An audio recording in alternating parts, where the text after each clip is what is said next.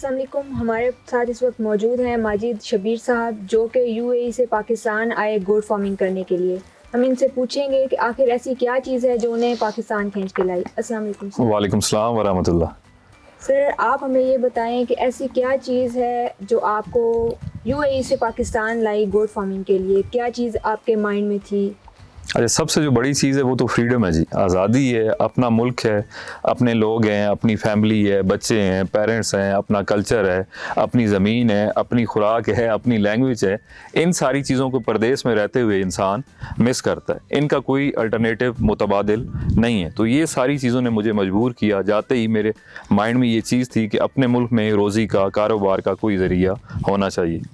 गोट farming को choose करने की कौन सी खास वजह थी? आपके माइंड में क्या आइडिया था जब आपने गोट फार्मिंग को चूज़ किया? अच्छा, बेसिकली हम ज़मींदार फैमिली से हैं, गांव देहात के लोग हैं, ज़मीन है हमारे पास, यही चीज़ है। मतलब शुरू से फार्मिंग से किसी ना किसी तरीके से कनेक्टेड रहे। मेरी स्कूलिंग, यूनिवर्सिटी सारी कराची की है। इवन फिर भी छुट्टियों में आना, इन्हीं चीज़ों में लगे रहना, तो ये हमें सूट करता था। कोई ज़्यादा एफर्ट नहीं करनी पड़ी। ज़मीन भी थे, शेड थे, ये चीज़ें थी। जस्ट बकरियाँ परचेज़ करनी थी और गोट फार्मिंग की तरफ ही जाना, गाय भैंसों या वेजिटेबल फ्रूट फार्मिंग की तरफ ना जाना, ये मेन वजह थी कि सुन्नत है, नबी पाक का फरमान है कि इस काम में बरकत है, रिस्क है। तो इस वजह से गोट फार्मिंग को चूज़ किया जी। तो आपने गोट फार्मिंग स्टार्ट करने से पहले इस पे रिसर्च की, या फिर जो है वो किस तरह से आपने इसको स्टार्ट किया? अच्छा, शौक के लिहाज से तो कुछ इन्फॉर्मेशन पहले भी थी। ट्रेडिशनल स्टाइल में गांव देहातों में जो कर रहे हैं वो नॉलेज थी, पर कमर्शियल लेवल पे करने के लिए काफ़ी सारी स्टडी की। गूगल्स पे जो चीज़ें मिली, अफ्रीका में बड़ी अच्छी फार्मिंग हो रही है, ऑस्ट्रेलिया में हो रही है, साउथ अफ्रीका में हो रही है, हमारे पड़ोसी मुल्क इंडिया में बहुत अच्छी फार्मिंग आ रही है। उनका जितना लिटरेचर, मवाद गूगल से, यूट्यूब से, फेसबुक से जहाँ से मुझे मिला, वो मैंने स्टडी किया स्टार्ट करने से पहले। आपके पास यहाँ पे जो चकवाल गोट फार्म, जी जी। इसमें कितनी ब्रीड्स की जो हैं वो गोट्स मौजूद हैं, और वो आपने कहाँ से जो है वो परचेज़ किए हैं यहाँ? अच्छा, जिस तरह से मक्खी चीनी नस्ल है, पंजाब की ब्रीड है, भावल नगर एरिया की। अगर सिंध की बात करें तो पटेरी, सिंधी गुलाबी, कामोरी, सिंध में 12-14 बकरियों की नस्लें। मगर हम मेनली जो काम कर रहे हैं 3-4 नस्लों पे कर रहे हैं, जिसमें से 60% मक्खी चीनी है, 40% पटेरी, सिंधी गुलाबी और कामोरी के ऊपर हम काम कर रहे हैं। क्योंकि ये भावल नगर की ब्रीड है तो मक्खी चीनी ऑफ कोर्स हमने वहीं से परचेज़ की। पटेरी, सिंधी गुलाबी, कामोरी सिंध की ब्रीड है तो ये वहीं से हम परचेज़ कीजिए। तो इसमें आप क्या सजेस्ट करेंगे जो लोग गोट फार्मिंग करना चाहते हैं उनके लिए, कि जो मिल्किंग गोट्स हैं, दूध देने वाली जो जी बकरी, जी। उसके लिए जो कौन सी नस्ल है वो सबसे ज़्यादा सूटेबल है हमारे इन एरियाज़ के लिए, पंजाब? अच्छा देखें, बीतल की कोई भी नस्ल है, बेसिकली अबाव अजदाद अगर बीतल नस्ल का देखें तो उनकी फैमिली में से ही मक्खी चीनी है, पटेरी है, सिंधी गुलाबी है, जिनका कद काट अच्छा है, दूध भी वो अच्छा देती। आपने मिल्किंग गोट की बात की तो मैं ये सजेस्ट करूँगा कि दूध के हिसाब से गोट फार्मिंग फिजिबल पाकिस्तान में नहीं है।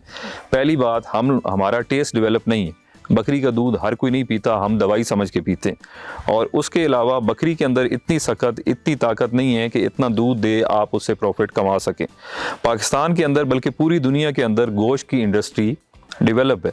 आप पाकिस्तान में देखें, अच्छा गोश्त जिस जानवर की एज 12-14 महीने होगी वो 2000-3000 रुपए किलो भी बिक रहा है। वजह क्या है? क्योंकि डिमांड ज़्यादा है, सप्लाई नहीं है। तो गोश्त पे काम करने की ज़रूरत है और गोश्त की ही मार्केट में डिमांड है। अगर आप इससे दूध लेके पैसा कमाना चाहेंगे तो मेरे ख्याल से वो ज़्यादा फिजिबल नहीं है। ओके, तो आप ये सजेस्ट कर रहे हैं कि मीट के लिए, जो मीट के लिए मार्केट में शॉर्टेज ही गोश्त की। आप देखें ना, गोश्त बकरे का, आप पाकिस्तान की किसी दुकान पे चले जाएं, 11 बजे के बाद आपको बकरे का अच्छा गोश्त नहीं मिलेगा। कसाई आपको कहते हैं ख़त्म हो गया, क्योंकि सप्लाई नहीं है, पीछे से है ही नहीं। तो इसकी गुंजाइश काफ़ी है। मुल्क नहीं, मुल्क से बाहर भी मेरा काफ़ी टाइम 13-14 साल यूएई में गुजरे हैं। वहाँ पाकिस्तानी गोश्त की अरबों में हमारे मुल्क से ज़्यादा डिमांड है और दूसरे मुल्कों से महंगा है। अगर लाइन में 10 मुल्कों का गोश्त पड़ा हुआ है, लेट से 30 दिरहम का केजी है, तो पाकिस्तानी 38 या 40 दिरहम का केजी होगा। बाकियों की बनिस्बत 8-10 दिरहम महंगा है। मगर हालात ये हैं कि पाकिस्तानी 5 किलो पड़ा होगा, दूसरे 1-1 मन पड़े होंगे। वहाँ भी शॉर्टेज है क्योंकि सप्लाई नहीं है, हम फार्मिंग कर नहीं रहे। तो इसकी गुंजाइश ज़्यादा है। जिस चीज़ की डिमांड हो वही काम करना चाहिए। हम दूध पे, खूबसूरती पे, उन चीज़ों पे चले जाएंगे तो फेल हो जाएंगे, क्योंकि मार्केट की जो नीड है हम उस पर काम ही नहीं कर रहे। आप यहाँ पे अपने फार्म पे भी जो है वो ब्रीडिंग स्टार्ट कर रहे हैं इनकी? जी जी बिल्कुल, हम ब्रीडिंग करा रहे हैं। मगर हमारा अल्हम्दुलिल्लाह सेल परचेज का भी काफ़ी काम है। उसके पैरेलल हम परचेजिंग भी करते हैं बाहर से भी और सेल भी कर रहे हैं, अपनी ब्रीडिंग भी करा रहे हैं। तो आपने बताया जैसे कि आपका सेल परचेज़ का काम है, तो आपके फार्म की जो गोट्स हैं वो किन एरियाज़ में मोस्टली जो है वो आप सेल कर रहे हैं? पूरे पाकिस्तान के अंदर सोशल मीडिया की वजह से अल्हम्दुलिल्लाह रीच हर जगह, आप चाहे आप आए हैं देखें फार्म के कच्चे रास्ते, मगर फिर भी आप यहाँ आ गए। पूरे पाकिस्तान से लोग आते हैं और ऑनलाइन भी हम बेचते हैं। इट मीन्स कि मार्केटिंग भी इम्पोर्टेंट है। जी बहुत ज़रूरी है, सोशल मीडिया पे आपको लाजमी होना चाहिए। वो टाइम चला गया कि आप की मेन रोड पे दुकान होगी, बोर्ड लगा होगा, कोई देखेगा, वॉक इन कस्टमर आएगा। अब तो सारा बिजनेस सोशल मीडिया के थ्रू ही होता है जी। सर जो लोग गोट फार्मिंग करना चाहते हैं उनके लिए उनकी तरफ से एक क्वेश्चन समझ लें कि कौन सा जो फूड है वो बेटर है गोट फार्मिंग के लिए, लाइक कौन सा फूड आप सजेस्ट करेंगे, क्योंकि काफ़ी लोगों को नहीं पता होता कि बिल्कुल सही। कौन सा फूड जो है वो जो है उनकी ग्रोथ के लिए बेटर है या अच्छा, हर जानवर की अपनी खुराक है।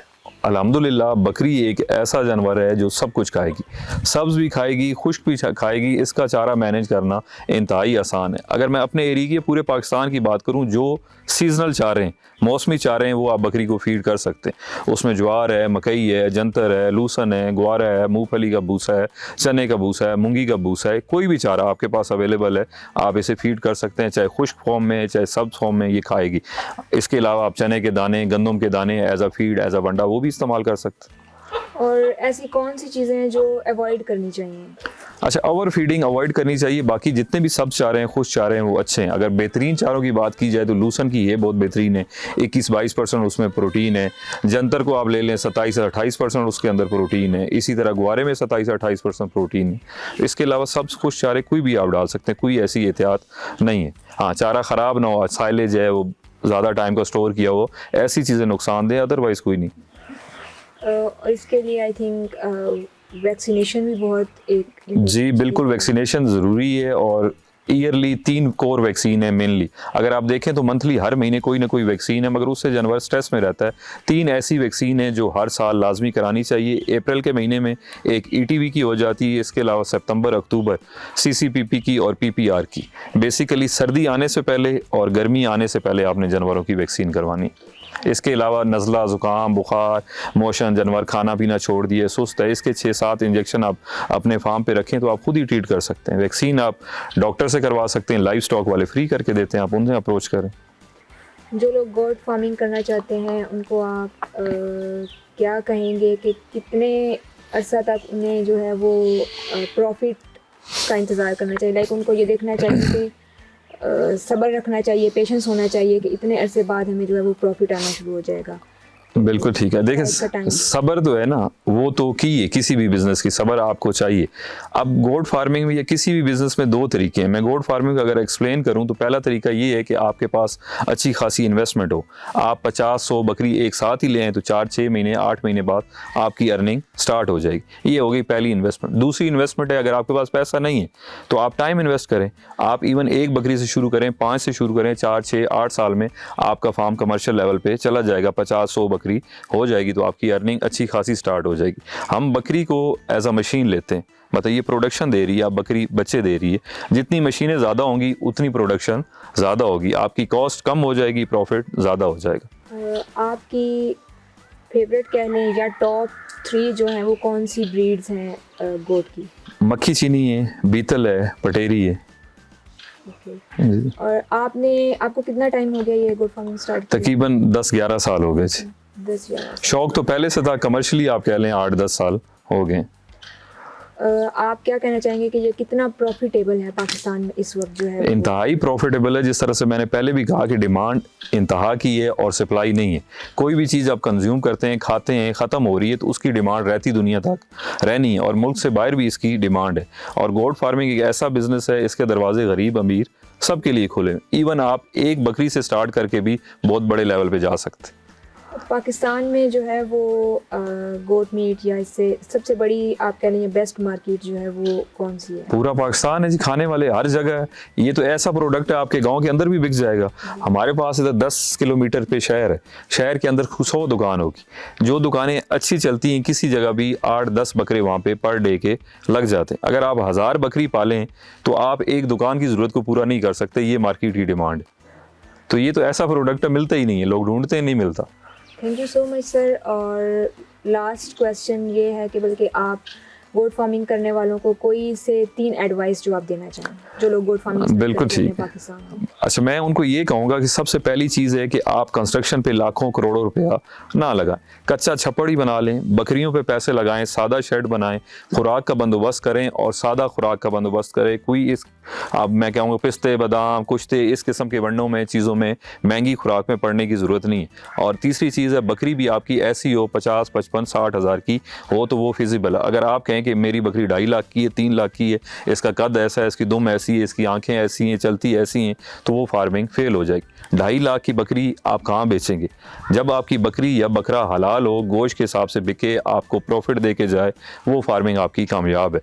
2.5 लाख की बकरी आप कसाई को कैसे बेचेंगे? 10,000 रुपये किलो गोश्त कौन लेगा? हिरन का गोश्त भी 10,000 रुपये किलो नहीं है, तो वो फार्मिंग फेल हो जाएगी। स्टैंडर्ड क्वालिटी की 50, 55, 60 हज़ार की बकरियां लें, उनके साथ बकरा आप इवन 2.5-3 लाख का डाल दें ताकि आने वाले बच्चे अच्छे पैदा हों। थैंक यू सो मच, आपके टाइम का बहुत शुक्रिया। जज़ाकल्लाह। सो बहुत से लोग आपको देख के जो है वो इंस्पायरेशन हासिल करेंगे। इंशाल्लाह, थैंक यू सो मच। इंशाल्लाह जी, शुक्रिया।